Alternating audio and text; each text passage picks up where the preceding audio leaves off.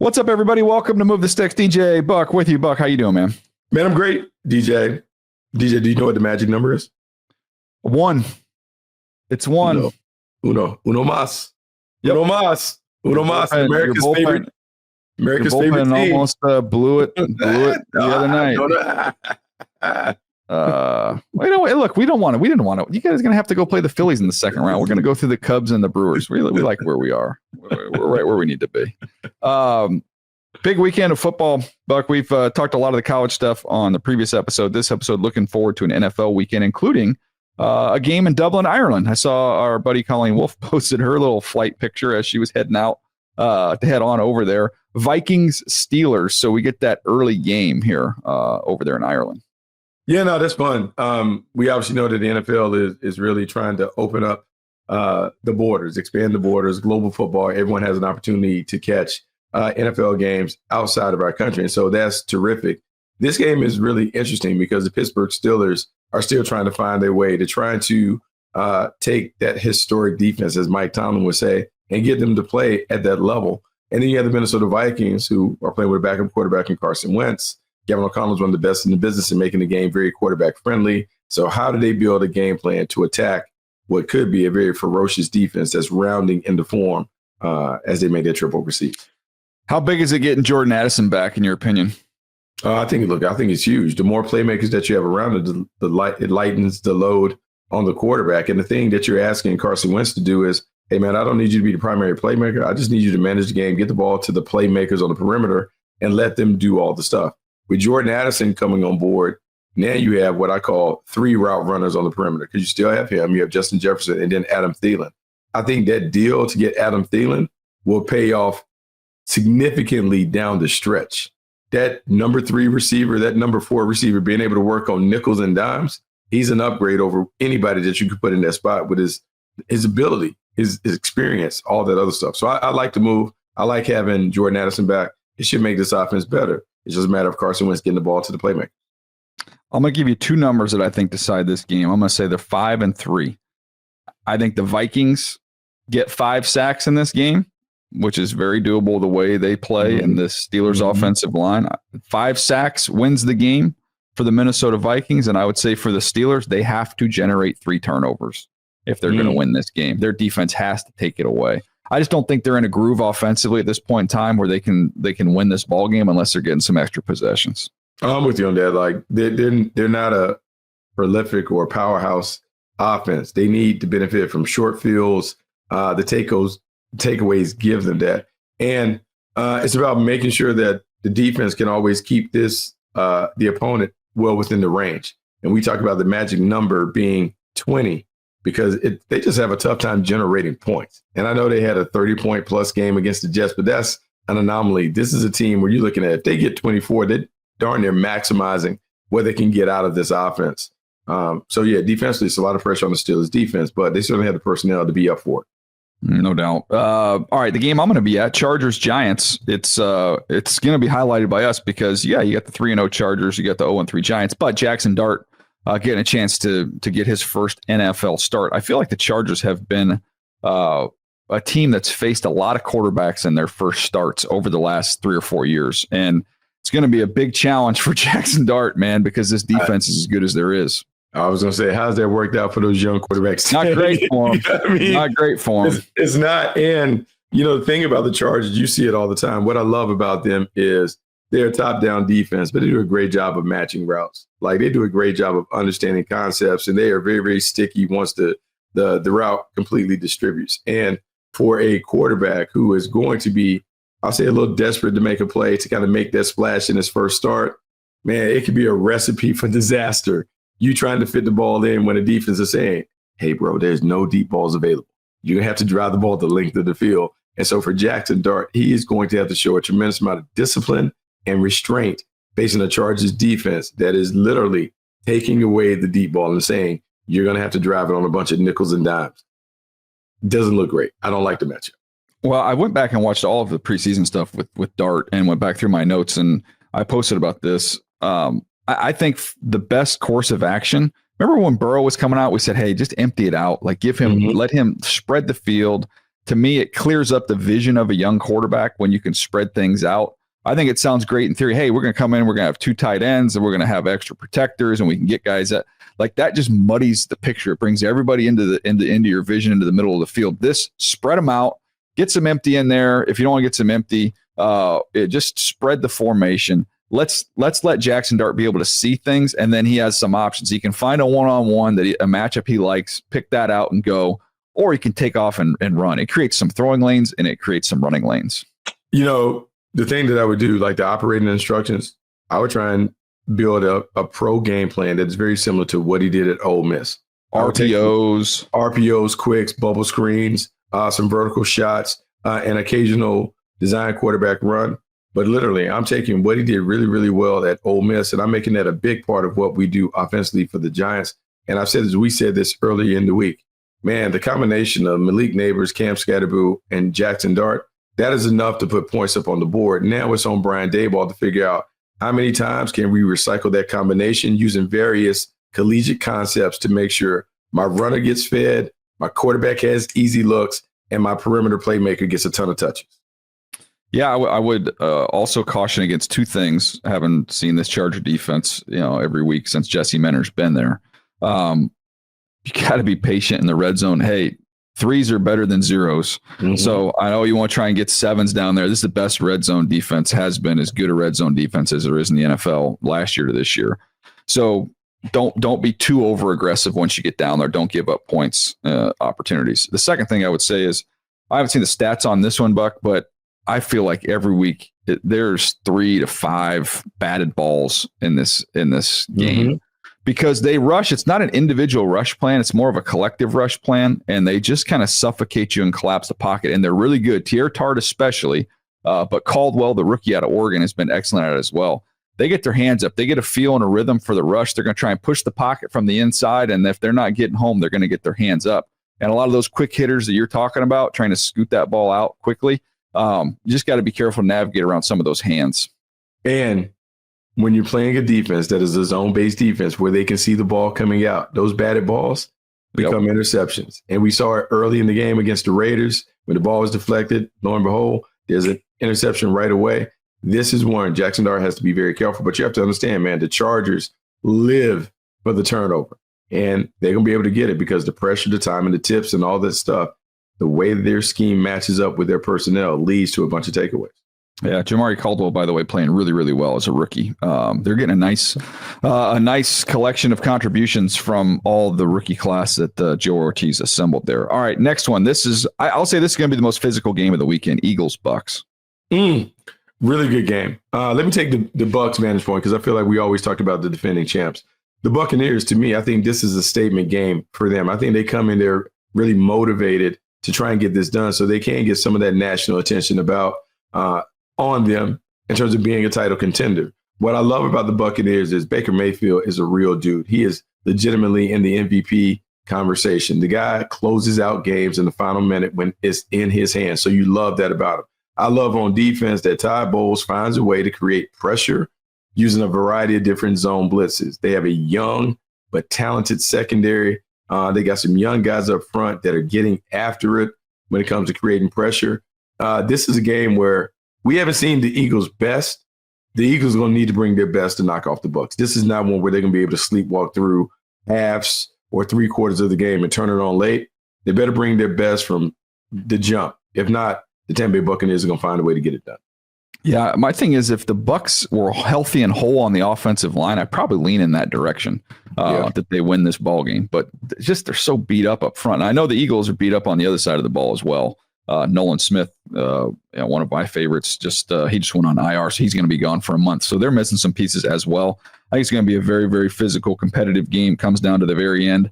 It's hard for me to go against the Eagles in these games where just one play needs to be made. They make it. But on the other side, Baker, as you mentioned, has done the same thing for them. So I think it's just a very close, contested game. Colts-Rams. I'm curious on this Rams team to see if there's hangover from last week where they put everything out there against the Philadelphia Eagles, had the game in hand, and let it slip away. I'm curious to see how much physical energy went into that week, how much mental and emotional energy went into that week as they were trying to avenge the loss from the previous playoffs. How much they have left in the gas tank, because this is not. I know this is a Colts team that's a surprising 3-0, but they're 3-0 and they're a good football team. So I'm curious to see how much is left in the tank for the Rams. Yeah, you're right, because the Colts are catching the Rams at the right time. You're emotionally spent after playing a team that you felt like you let off the hook last year in the postseason. The Rams have a feeling that they should have been in the Super Bowl or maybe won the Super Bowl given how well they played the Eagles and how they felt like they let it get away. So now you come off of that emotional hangover of not only facing that team where you're at a fever pitch emotionally, but you lose to the team. And now you're facing a Colts team that is beginning to feel that confidence of, hey, we might be pretty good. And when you look at them personnel-wise, DJ, they are pretty good.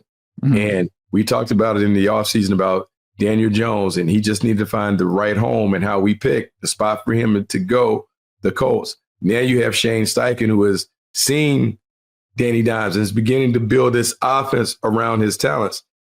Big-time runner and Jonathan Taylor, electric playmakers on the perimeter, and an underrated defense that is thriving under Lou Anarumo. If the Rams sleepwalk in this one, they're going to get absolutely knocked out because the Indianapolis Colts are real, and I know they view this game as a statement game. They win this, the rest of the league has to take notice of the shoe. So I think this is one where I'm leaning towards the Colts because they have all the motivation, all the factors, and also they're playing pretty well. Yeah, it's a great barometer game for them. I ended up just going Rams, but I think this has a chance to maybe be a little muddy, a little ugly, physical game. I think it's a drained Rams team, but I'm going to say they find a way at home at SoFi to sneak out a close win there. Ravens, Chiefs. You mentioned it earlier in the week as a loser leave town match. The more I looked at it, I think for KC, you could maybe make that argument, especially if the Chargers were to go on and win, and you're in a major deficit inside this division. Not like saying they can't make the playoffs, but that division, that's an uphill climb. Whereas I just think the Ravens, even if they lose this game when they're 1-3, do you really think anybody in that division is going to run away from them? I don't know. I just worry about the confidence, man. If they lose another one, they jump out to a 1-3 start. A team that we celebrated as the most talented team in football the entire preseason. How are they going to lose games? Maybe they lose 1 or 2, but we were talking about this team, man, not necessarily being a lock, but we had already kind of penciled them in on the bracket to the championship game. And here they are struggling. If they lose, okay, maybe they don't have to necessarily leave town, but man, they got to scrap their way to get back into contention. And what I don't like in terms of what I'm seeing from the Ravens, I love how Lamar Jackson is playing. But what I don't love is how this team react to the adversity that happens in-game in the moment. From Derrick Henry slamming his helmet and those things to the emotional outbursts that we see from several members of this team, particularly the defense. I believe they got to take a deep breath and really focus on the little things. Hey, let's tighten up the little things so we can have a chance to beat the Chiefs and then worry about improving over the course of the season. I worry about the expectations being so much that the Ravens have lost their way because they're worrying about the result in the end instead of building themselves up and focusing on the process. Yeah, I mean, I guess I'm just looking at it going, Monday night, we've got the Bengals at the Broncos. I don't see the Broncos losing that game. We've talked about, so that would make them 2-2. Browns at the Lions. The Lions I don't think they're going to lose that game. And then we've already talked about the Steelers having a tough game against the Vikings. Like, they lose this game, there's a chance they're still only one game back in their own division, as bad as that 1-3 start might look in the overall big picture of the AFC. And I think the Ravens are kind of a team that, I think the Chiefs are better suited to play at home in the postseason, whereas I think the Ravens, when they're playing well, I think they can travel with that group and their style of play. That shouldn't be as big of an issue. I mean, look, nobody wants to be 1-3, but it just feels like to me, Kansas City, this has a little more at stake for those guys in this game. You're at home with where the Chargers are out the gate in this division. It just feels like, man, I got to have it. Whatever term you want to use for the Chiefs, this is of the utmost importance that they win this football game. Yeah, I mean, look, there's a lot of urgency going into this game for both sides. I would say this about the Kansas City Chiefs. Where are they going to get the offense from? Where are they going to get the points? Hopefully Xavier Worthy, hopefully. I mean, where are they going to get the points from? I just don't know how this team consistently gets over 20 points. I feel like they have to do everything just to get to 20. And it's so hard to look at a team that used to just Man, they scored 20 points in a quarter, put 30 and 40 burgers on people, and now they are slogging through the mud to try and get to 20 points. We'll see. The Baltimore Ravens defense certainly hasn't played well, so maybe I was going to say, you led me to my next point. Was like, hey, this might not look like the old Chiefs offenses, but that ain't Ray Lewis and Ed Reed walking in the door either. That is true. So the Ravens defense has been getting carved up by good quarterbacks. So we'll see what happens in that ball game. All right, last one that we'll hit on for this weekend's games. It's a big one. It's Sunday night at AT&T Stadium. It's the Packers and the Cowboys. It's the Micah Parsons Bowl. Yeah, there's a lot made, right? Jerry Jones is selling this. They're talking about video tributes that they won't participate in and all this other stuff. For the Packers, man, the Packers have to be smarting after losing to the Cleveland Browns. Like one of the more embarrassing losses, if you think about a team that we're talking about as a title contender, what do we expect? They drop one. They have to get back right. And given who they're playing, the Dallas Cowboys, how bad their defense has been, this is a perfect opportunity for Jordan Love to have that breakthrough performance that they need this year. To me, this is all Packers. This is like, all the extra fuel and energy for Michael Parsons going back. But to me, it's a superior offense going against an inferior defense that really has no shot of being able to slow them down. I'm just going through. I wanted to pull up the numbers here. Yeah, the Cowboys have 4 sacks on defense right now. They've got 4. Cleveland has 11. So we can talk about whatever decals on the helmet, what the expectations were coming into the season. But the defense they saw last week in Cleveland is 10 times better unit than what they're going to see in Dallas. I think this is a get-right game for Jordan Love. I think all the attention is going to be on Micah coming into this one, and all the attention coming out of it's going to continue to be on the Dallas Cowboys. They need to make changes, personnel, coaching on the defensive side of the ball. Is there, what needs to shake up there? And I think the other conversation is, okay, Jordan Love just that was a little bit of a blip last week against Jim Schwartz and Myles Garrett and company, and they get kind of back in the groove in this one. Look, man, Jim Schwartz and those guys should take a lot of confidence from their game and that performance. And they may see themselves as a team that can rely on their defense and win a bunch of games. It is hard to do in a league that is a quarterback-driven league to lean exclusively on your defense, but the Browns are certainly good enough to do it. After winning against the Packers, you're dealing with a team that has a lot of confidence coming in, knowing that they can shut anybody down. All right, as we're wrapping up a quick one here, Buck, I want to hit you up on this question because when I was in Baltimore, Coach Billick was there. He was big on the quarters, and it doesn't work as well with the math because we have a 17-game season instead of a 16-game season. But he was big on, hey, we want to be, let's try and be 3-1 in every quarter of the season. Did you have coaches that talked in that vein? Did you talk about like cutting up the schedule into sections? Yeah, openly. When I worked for the Carolina Panthers, John Fox was very adamant about doing that, and I felt like it was a very real approach. And he talked about, hey, man, at the time, 16-game schedule, we go 3-1 every quarter. That's 12-4. That not only wins the division, but that might get us home field throughout the postseason. And he would talk about, hey, if we go off track, we're 2-2 this quarter, we need to make it up. We need to see if we can have a 4-0 quarter to get that game back. To me, I think you have to do that. It's too long of a season to think about just the end game. And so break it up. Like people are talking about one play at a time, one game at a time, yada, yada, yada. But having a realistic view of 4-game season, let's play this out. Let's make sure we're on the winning part of it. We have a winning season in every little deal. It'll give us a chance. It's almost like in baseball. You say, hey, let's just see if we can just win every series, right? Whatever the series is, let's just win every weekend. If we do that, we're going to have a chance to be the team that we want to be in the end. Football is no different. Win the quarter. If you win the quarter, you're going to have a chance to eventually win the game and be one of the last teams standing. Yeah, you also just give yourself a little cushion, too, as you get into the second half of the season. Injuries, if they haven't come already, they are coming. So you want to bank as many wins as you can possibly do during this time of the year. So a big weekend slate. Also, a couple Monday nighters here. One of these weekends where we got 2 Mondays, which is Jets, Dolphins, Bengals, Broncos. So we'll touch on those on Monday's episode as we recap all the happenings from the week. Rhett will be back, I think, next Tuesday. He was sick, so he can come back and brag about Indiana. We'll have Baldy back on Monday. Mondays have become real popular with the viewers, and all the download numbers have been exceptional. So that's Baldy coming on where we recap the game. So always look forward to that, and look forward to you guys being with us on that journey. Also want to remind everybody, 40s and free agents, a little project they've got with Rosenthal, which was an off-season project, which did well enough. We brought it back in the summer. We're going to drop one of those a quarter. So that's going to be dropped next week. We'll have an episode of 40s and free agents that you can check out as well. Could be ribbing him a little bit for some of his draft takes, Buck. I'm not gonna. I'm gonna be reasonable. I'm gonna be a jerk, but there might be some Mason Graham conversation on there. He took a lot of bullets from Rosenthal, man. Oh yeah. Yeah. Unnecessary. Yeah, just unnecessary. So we might revisit that. I get that. I'm with that. All right. That's going to do it for us. We'll see you next time right here on Move the Sticks.